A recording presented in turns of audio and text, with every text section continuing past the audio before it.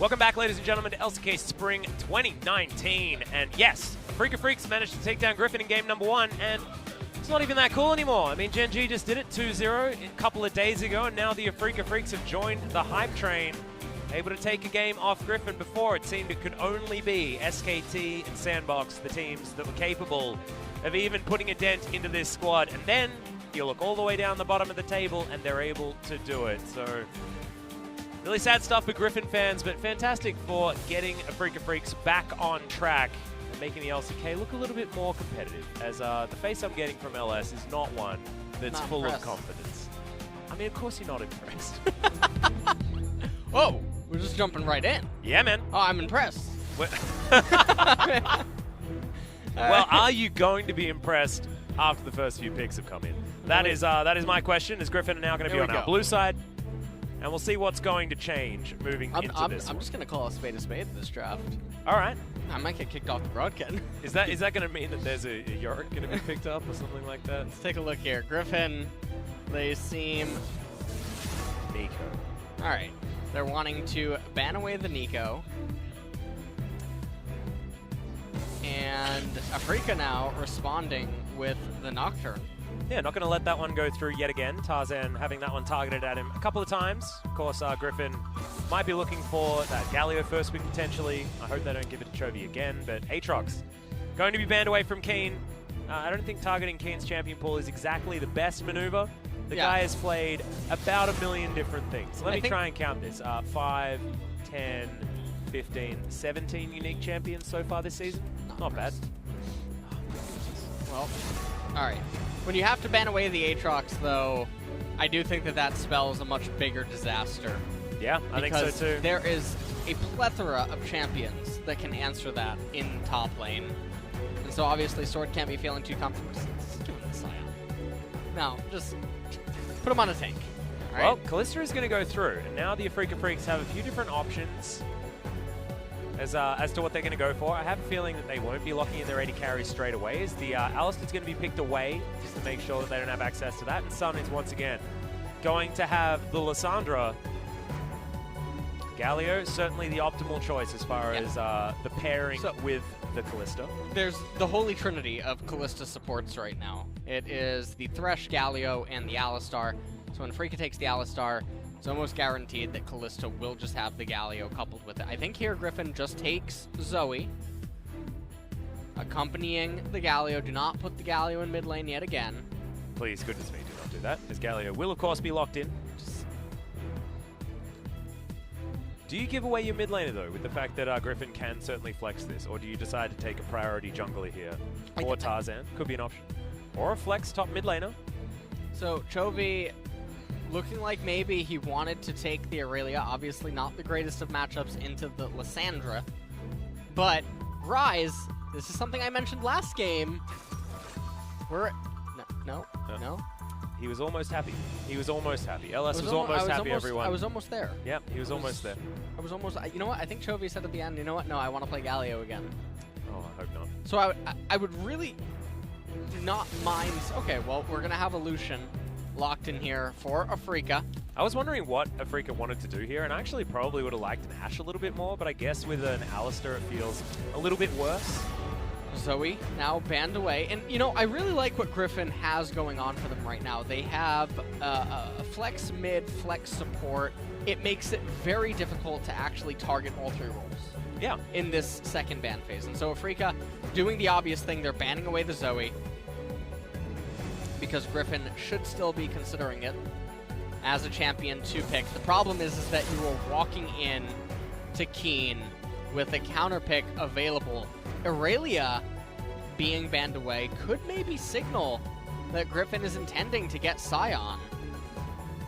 Interesting. Remember, the Scion was banned by the Afreeca Freecs in game number 1.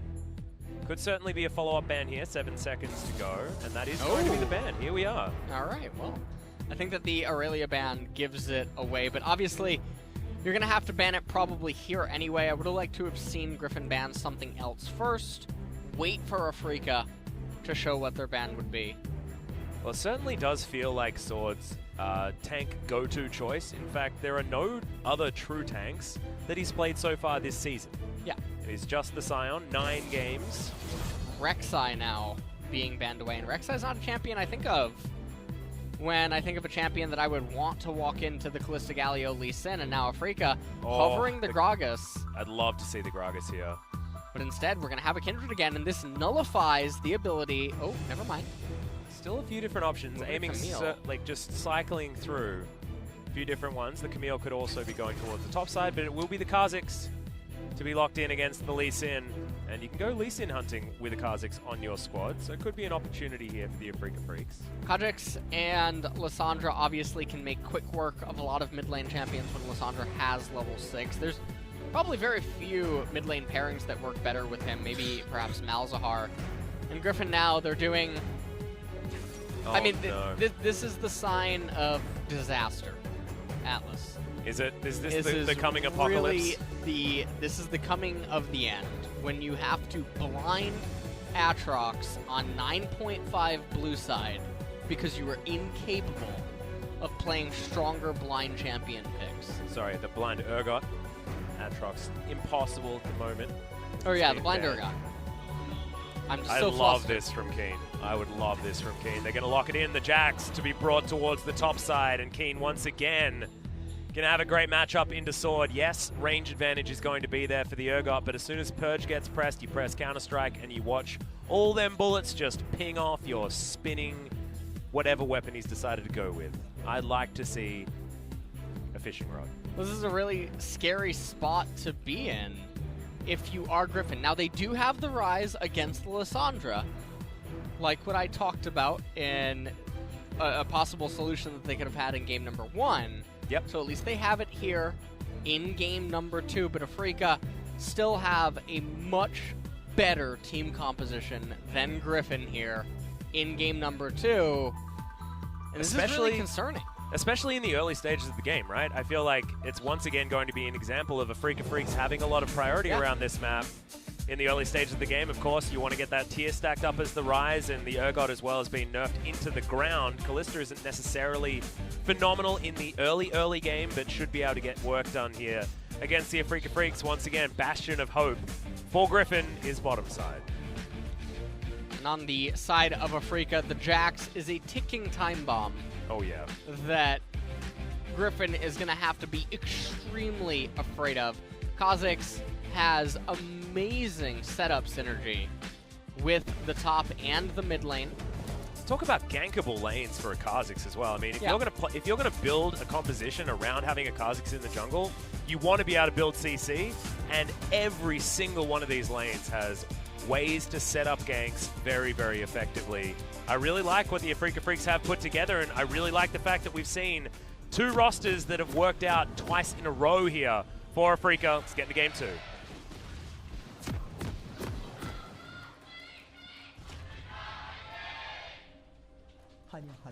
Of course, what I mean is Afreeca Freecs finding a roster that they can settle on and finding success with it over and over again. It's not exactly entirely the Kiin show for the Afreeca Freecs. And up there in the top lane, Sword will have the spellbook on Urgot as Afreeca. They have locked in and selected the savant of psychological warfare, which is the Cowbell Alistar. Oh, beautiful, isn't it? It is. Just when he taunts, there's nothing better in League. I know, and it just reminds me of Christopher Walken every time. It makes me so happy. Okay. Well, Griffin just going to be playing things very carefully in the early stages of the game. Do you know what this Ryze skin reminds me of? It reminds me of Christian Bale. Oh yeah. With the really Which one is it? It's the zombie Ryze. When Christian Bale lost all the weight. Yeah, in The Machinist. You know what I'm talking about? Yes. God, that movie was terrifying. That's the Christian Bale skin here. Have you seen the Christian Bale body timeline? It's just insane. He's like, his weight goes like up and down like a heart monitor over like 3 years or something like that. Insane. It's ridiculous. Super, super, super good here. And as you have a look at the movies that he did all that time as well, you're like, damn, he did some pretty good movies in a very short period of time as well. Laning phase going to break out. We're going to check out the win rates of these champions. Of course, Sword not losing very much. One of those Urgot losses, though, was against SKT. Yep. And and that was after the nerfs. So you can understand that one. Having a look at the win rates for the Afreeca Freecs, better than I was expecting, actually, because Afreeca have been doing a lot of losing recently. So don't mind this one at all. Sun, of course, a new addition here to the Afreeca Freecs roster, so that does make some sense. But look at this. Afreeca got priority here in the mid lane. Understandable. Priority towards the top side, and it's only bottom side of the map that they're getting pushed in. That's where Tarzan is going to be focusing his time. So we can see whether Kiin can get the bounce back here. Top side of the map, Krog Camp now being taken from Dread. We'll put him there. We may need to see some attention bottom side before too long. He ends up doing the red into Krugs, into the Scuttle Crab. We'll see if he just transitions into the blue side jungle here. He does. He ends up placing a ward as it looks like Griffin. Oh my goodness. They want to make a play here. Yep. This is the only health bar that you need to get through. There's nothing there unless Jelly can get that passive off in time, but I don't know whether he can. This is a huge minion wave. That's the flash in. The double taunt to come down. Cleanse is going to be used by aiming, but can they actually find anything back? The turret is being juggled just beautifully as they even want more. Look at this minion damage. It's just insane. 2 kills come forward, and Griffin, they do it again. This will be a turret plate as well after 2 kills. Bottom side of the map. And this is a fantastic play here by Tarzan, able to make his way down to the right-hand side of the map. And as you pointed out, aiming, no cleanse available, takes way too much damage down below. Now they're proxying the wave, and this is a nightmare because Jelly and aiming know that Tarzan must be in close proximity for Viper and Lehends to be doing this. Makes it very uncomfortable to try to approach towards that turret, and so almost 2 turret plates end up going down. Lane priority, fantastic spot right now. I think aiming's gonna be able to stop the, oh, that's really bad for Viper and Lehends. It's actually really bad. Well, should be able to get Afreeca back into plates. Yeah, that definitely just negated one of the plates that they captured. However, the CS deficit, I mean, it speaks for itself. This is a pretty cookie cutter dive here by Griffin, juggling the aggro extremely well. Because aiming auto-attacked the Griffin champions, all of these ranged minions, including the cannon, ripping away at his health bar. Well, Kiin does get a stun here, as Conqueror's going to proc here. Sword has to flash to get out of the way. Mother of God. Yeah. Yeah. Alice, this is only going to get worse.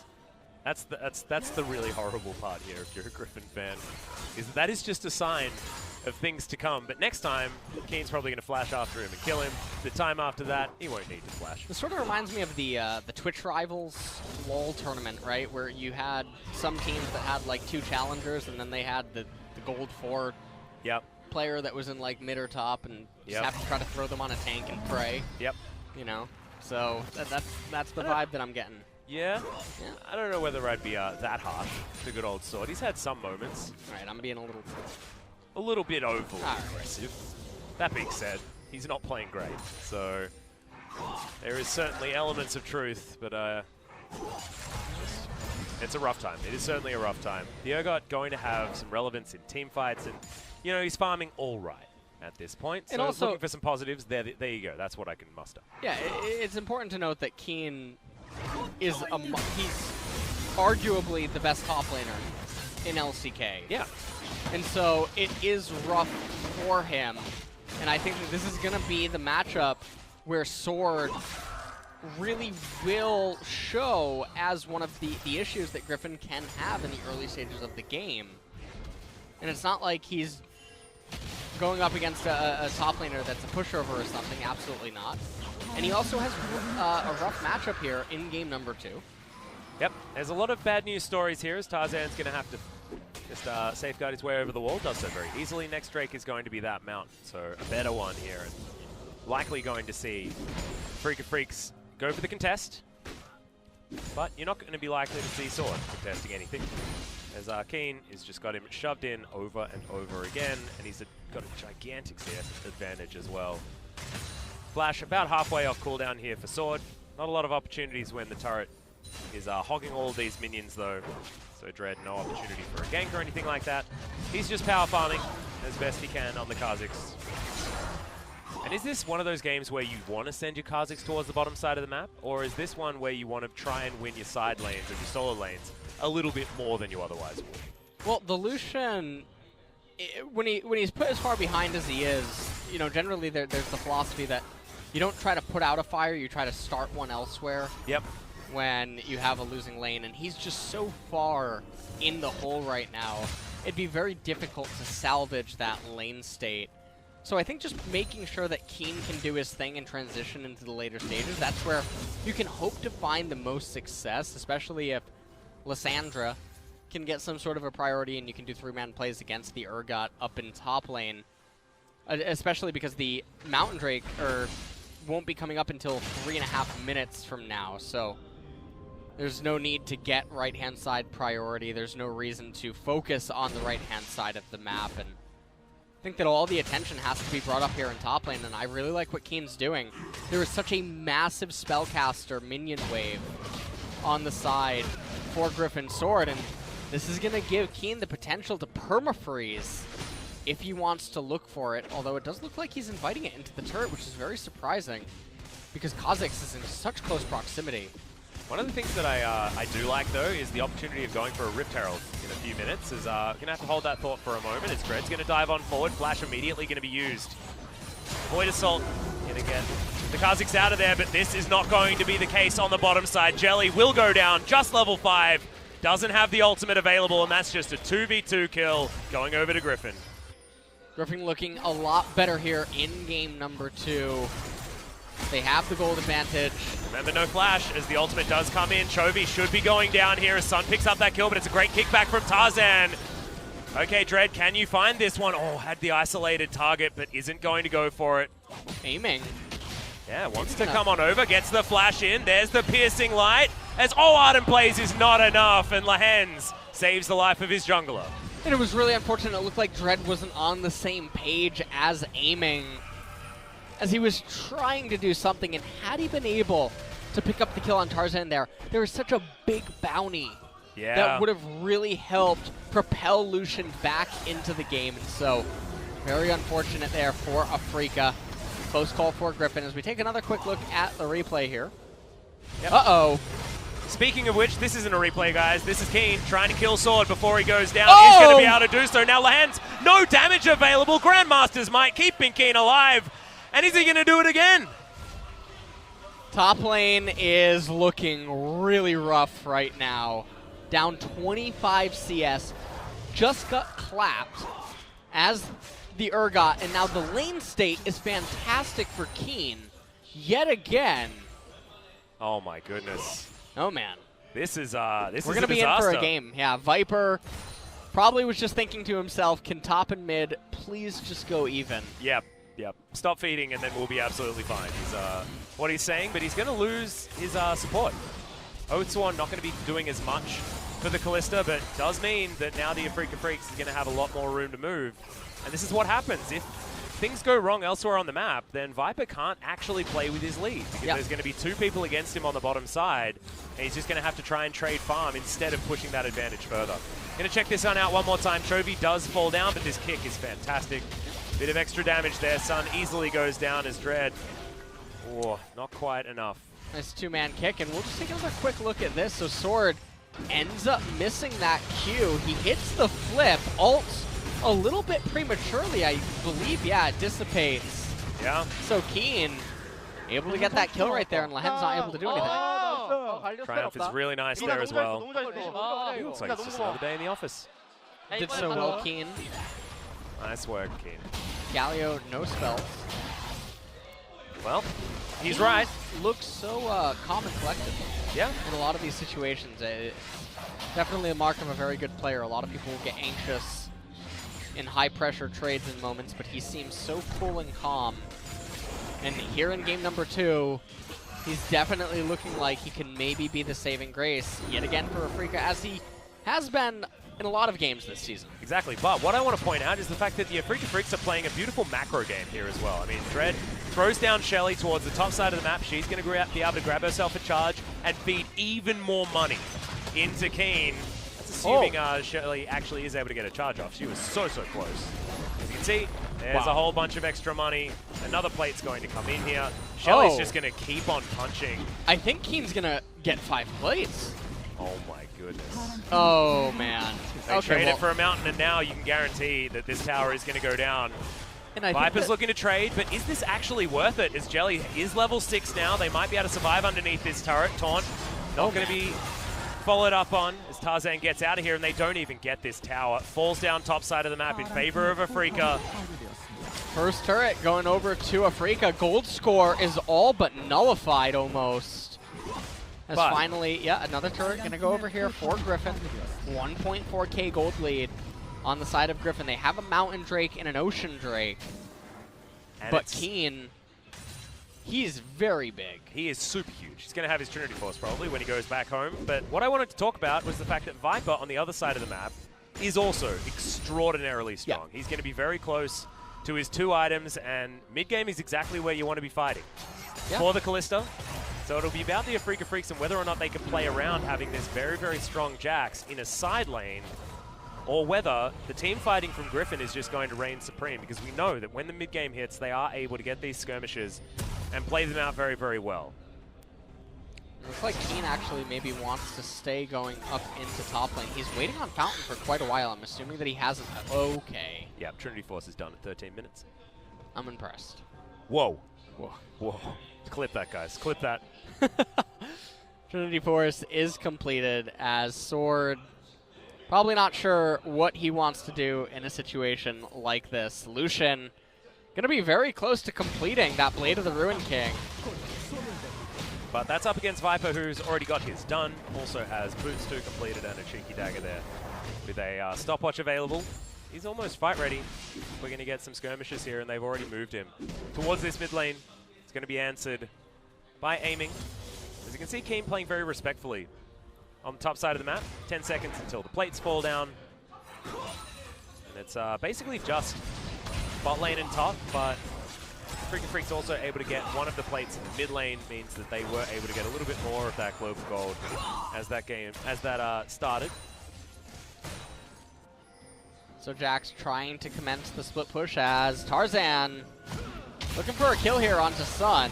Yep, he's going to be able to take the claw out, and Tarzan tried to get the kickback, I guess, but wasn't enough. Yeah, really uncharacteristic miss. That was a very strange maneuver there. Yeah. Didn't want to invest flash, I guess, so went for the safeguard kick play, but that didn't work. So now we have a stalemate occurring here in the mid lane. Kiin is in close proximity. Tarzan, oh no. Oh, there's the flash in from Sun. He wants to be able to get this one. The ultimate available from Sun. He's going to use it as they look to lock him down. They do pick it up. The Ryze is the one that gets it as Chovy goes down very low, aiming with the culling, but Tarzan is going to survive. Big knock-up, Realm Warp now to try and follow as Dread's going to get put into the grinder. It's a double kill for the Ryze. 7-2 now as Griffin. We mentioned this. Their skirmishing is phenomenal at this stage of the game, and Fed Jax or no, you're not able to get anything done. And that was a really big pickup right there by Sword as well to try to propel him back into the game as well. And it looked like Tarzan was almost certainly going to go down there, and that would have been very unfortunate because his bounty would have just been donated into the hands of Griffin. And now, mid-tier 1 turret looking to likely be raised here. Yeah, no culling available from aiming, but they're running out of minions just a tad. As, they do take down the turret. Aiming trying to get some damage back, but just doesn't do a lot of that. He's 50 CS behind, 0-1-0. This is what we've been seeing a lot, actually, out of the Lucians. I feel like Lucian has really taken a bit of a backseat from being perma-ban status to now not exactly finding the wins. Tarzan trying to keep himself alive. The hero's entrance positioning was just phenomenal. And they weren't able to lock down Tarzan. Aiming's culling not the cleanest as Kiin was in a full-on retreat. And it was a good ultimate by Lehends, able to get in there. Tarzan able to escape by the skin of his teeth, as now Griffin, they have about a 3,000 gold advantage here with the Mountain Drake. Just a little bit silly for Afreeca to start a fight there when they knew Hero's Entrance was available. Things like that. Sun has been a little bit overly eager on the Lissandra with a lot of his engagements. Maybe not so much in the last game. The last game he played very, very nicely and actually only went in when he needed to. But in his debut performance, I believe it was on the Lissandra, and he was playing hyper aggressively. And that was for better or worse. And especially that last was an example of for worse. Because Afreeca trying to get themselves a dragon. It does look like they are trying to get themselves a Cloud Drake. No Infernals this game, unfortunately. I think if you're Griffin, you're not obligated to fight this by any means, but it does look like they are keen on it.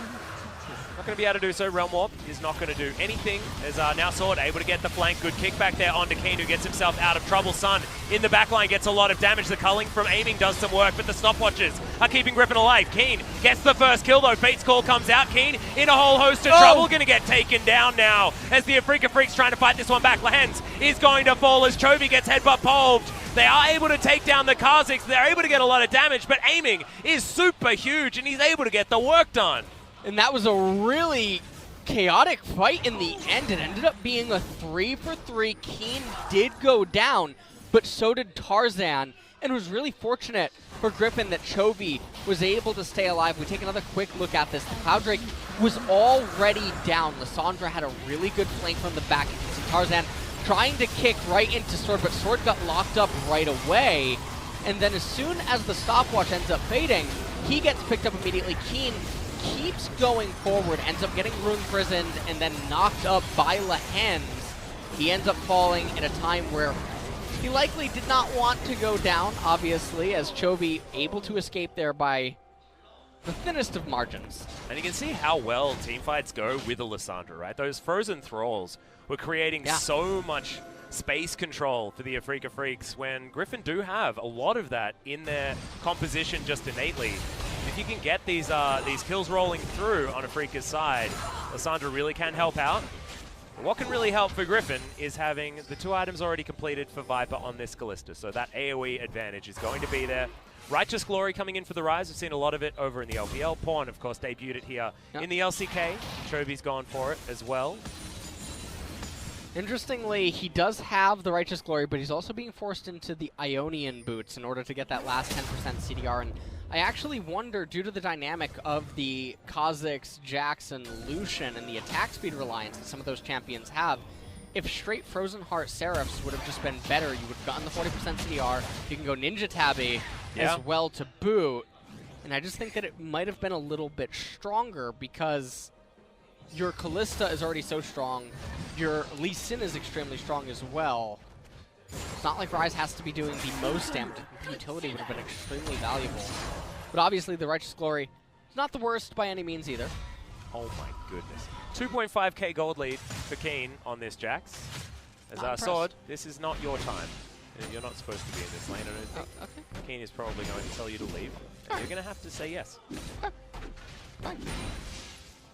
Okay, no. He's going to be merciful this time around. That is a full health turret that Kiin doesn't really want to be tanking up here at this point in the game. You bet your bottom dollar, though, after a couple more items comes in, he's going to be underneath that turret, and he just ain't going to care. Just whacking away. He almost has the Spear of Sojin completed, and that's where Jax almost becomes a different champion at that point. He almost becomes a helicopter at that point. He's almost Hecker. Because, yeah, guys, what Spear of Sojin does is with the Essence Flare passive, if you're able to get some auto attacks off while you have your Counter-Strike active, you can basically just press the button again after the stun and negate all auto attacks. I like that. I think it sounds balanced, doesn't it? It does. Sounds balanced. I like that. Impossible to be hit by stuff. How could that be a problem? It can't be a problem. It can't be a problem. Does he have an ultimate that he can just press at any time that he wants? Oh, yeah, he does. He's got one of those too, I guess. While we're on the topic of this, Uh-huh. What do you think about also dealing half of the opponent's HP? With a single W-empowered auto attack? Exactly. Oh, I feel pretty good about it. I feel I think that just sounds balanced to me. Yeah, it does. That's just... I like that. That's like tightrope walking levels of balance. Imagine hitting, like, let's play a little round of Jeopardy here. All right. What is ERQ dead? Well, it might be Lehends at this point. His Fate's Call is going to be utilized. A bit of damage comes out. Yeah, that was... I was trying to segue into some action, but it's going to dissipate. Can you repeat your question? What is ERQ dead? ERQ dead? That's Kiin. Zoe. Ah, yes. It's now also Jax. At this point in the game is Sun. He's going to find the gargoyle this time. And he doesn't have the Fate's Call, so that he's very, very dead. That is a great follow-up kill there from the Afreeca Freecs. Try and get something back on the board. 3,500 gold is the lead here for Griffin, but Afreeca Freecs probably not too worried about it because they have their win condition. He is there. He is standing with a halberd in hand. This is Jax with a real weapon. So you know his voice line where he says, imagine if I had a real weapon. He does have a real weapon, and that's called a Spear of Sojin, and it is damn powerful in this man's hands. Who's Sojin? I don't know. That's an interesting question. It's like Luden. Who's Luden? I don't know, but he echoes a lot. Does he? Yeah, he doesn't have great audio setup in his stream room. You know, he needs to get some of that cool like audio, the sound dampening stuff to put on the walls, I think. You know what would be great is if Doran became a champion. That would be really cool. This is a replay, but we're not going to talk about it. They could make a Doran Ornn skin because he at least makes items for the champions. What if Ornn is Doran? Whoa, mind blown, dude.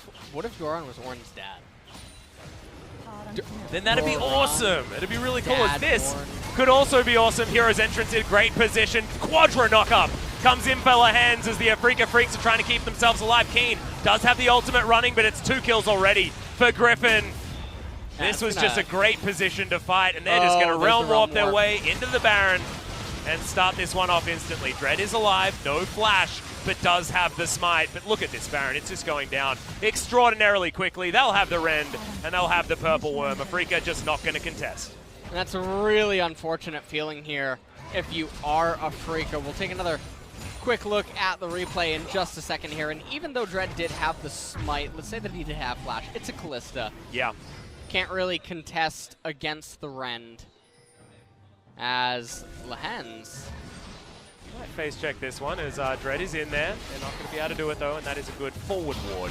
Come in as Lehends not going to be able to get the taunt, and that's going to be Sword grabbing the red buff. Yeah, like you say, pretty decent leash.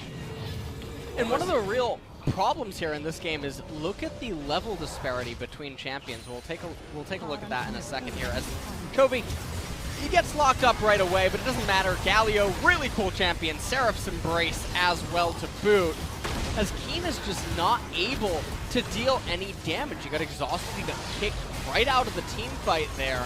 Yep. And then Sun not able to deal any damage on the Lissandra via the engagement. And so now coming back into live, take a look at the level disparity.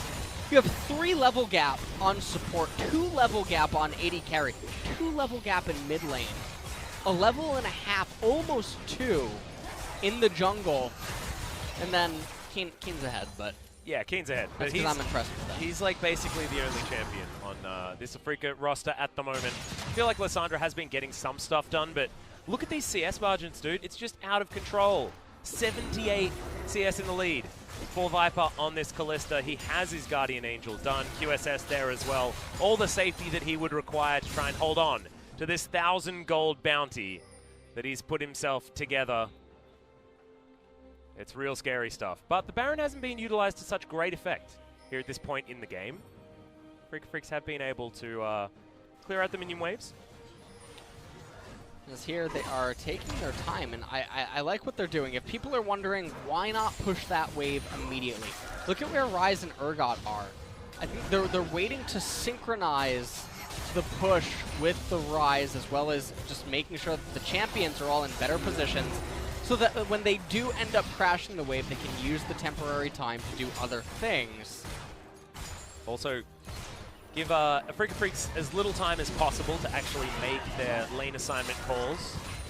It's going to be Sun waiting up towards the top side of the map, though, and so far, Griffin haven't been able to truly find anything. Dread just lying in wait to try and take down Tarzan. That's going to be a difficult thing to do, even if he is a Kha'Zix. Viper and friends trying their best to get something done here, as Chovy still, meanwhile, up in the top lane. Ryze, I mean, he presses buttons. And our Sun almost dies because of that. And that's going to open the door to this inner turret top side of the map. Kiin goes back down bottom side, though, and Sword isn't going to be able to respond. We'll have to press his Ghost button before he can teleport, as you can see. Spellbook giving him that one, but Ghost certainly going to help him stay alive against the Urgot. Jax down here trying to do his best to clear out the minion wave, but there's definitely a very scary problem looming for Afreeca, which is the next inevitable team fight. Mountain Drake is coming up here in 15 seconds. Probably not one that Afreeca want to lose their heads Chovy. over. Cheeky devil. Magi-Eyes? Yep, he's going to pick that one up. That's another one. Where's Magi-Eyes? Who's Magi? I don't know. Often there are a lot of items that are named after certain summoners that have done certain good things as well. Oh, is Magi one? Yeah, I know Magi might be one of them. Athenes, Athenes, of course. Athenes. Morellos, of course. Yep, Morello. There's a lot of different ones. And so it might be another example of one of those particular pickups. Thank you, Alice. Just a bit of trivia for you there. Actually, I remember reading about it when I was in LA. One of the times gone by, reading about all of the different names that have made their way into the game. Of course, remember there's been a hell of a lot of items, even if they're not all still in the game. So it's cool to know that we're right games like shouting out a lot of the contributors.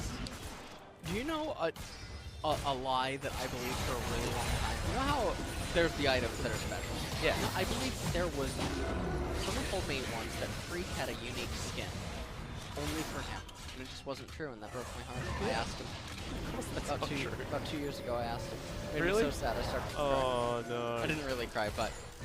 Yeah, I had originally heard a rumor that he had a unique main skin. Oh, really? His account had, yeah, it wasn't true though. Maybe that's just what they want you to believe. Maybe it is. Dun, dun, dun. That would be really cool, though. You know, I think that would be cooler for World Champions than having just skins their you skin can line. buy, I guess. Or if they had a special chroma for it. Yeah, that'd be cool. That I would be think cool. like don't give them the entire skin. Yeah. Tarzan might actually be caught out here. Gonna get the kickback though, and he's survived for so incredibly long.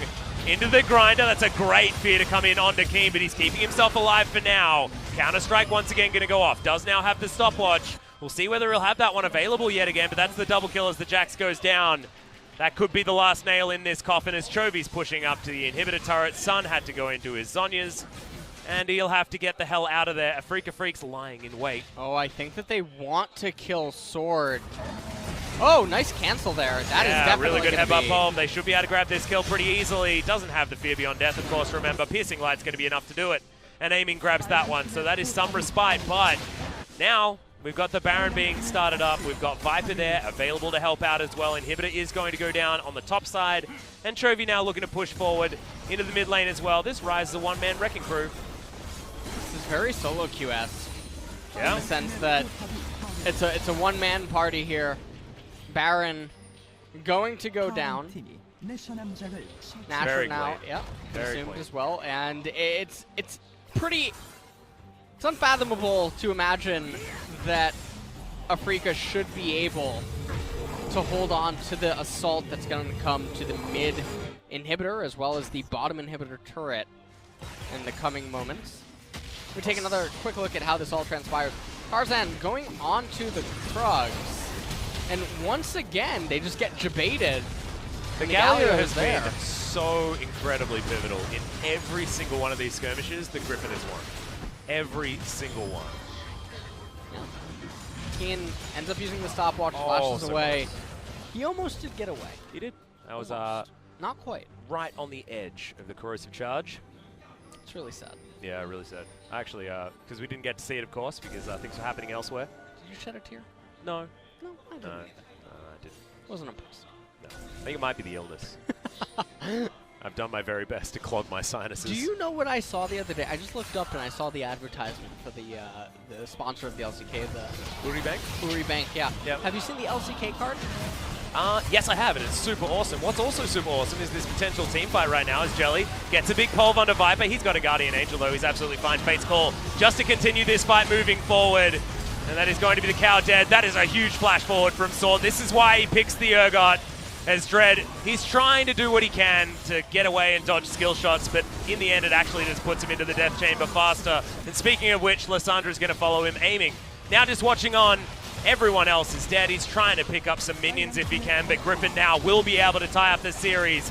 We're looking at a game number 3, Afreeca Freecs versus Griffin, as Griffin make it look real easy in game number 2. no tilt to come out after that Game 1 loss, and they will extend the series.